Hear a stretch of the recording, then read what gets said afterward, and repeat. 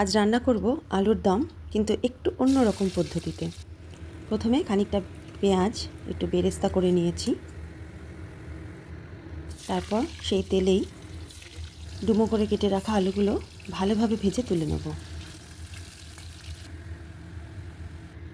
ভাজা হয়ে গেলে এবার ফোড়ন হিসাবে দিচ্ছি একটা তেজপাতা, গোটা জিরে, একটা এলাচ এবং এক টুকরো দারচিনি।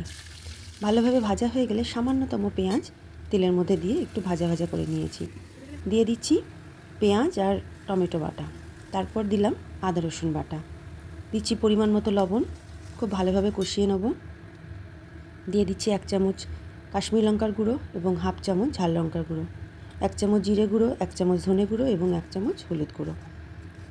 সব মশলাগুলো খুব ভালোভাবে কষিয়ে নেব। দিয়ে দিচ্ছি সামান্য গরম মশলা। গরম জল দিয়েই রান্নাটা কষিয়ে নেব। জিরা কাঁচা লঙ্কা দিয়েছি। কষানো হয়ে গেলে ভেজে রাখা আলু দিয়ে খুব ভালোভাবে নাড়াচাড়া করে নিচ্ছি। এবার দিয়ে দিচ্ছি এর মধ্যে পোস্ত 1 চামচ, কাজু বাদাম 4-5টা এবং সামান্য পরিমাণে মগজ বেটে রেখেছিলাম, সেটা দিয়ে নাড়াচাড়া করে নিয়ে জল দিয়ে সেদ্ধ হতে দেব। সেদ্ধ হয়ে গেছে আলুর দম। এই অবস্থায় আমরা দিয়ে দিচ্ছি 1 চামচ মতন টক দই। টক দইটা দিলে আলুর দমের স্বাদ খুব সুন্দর হবে খেতে।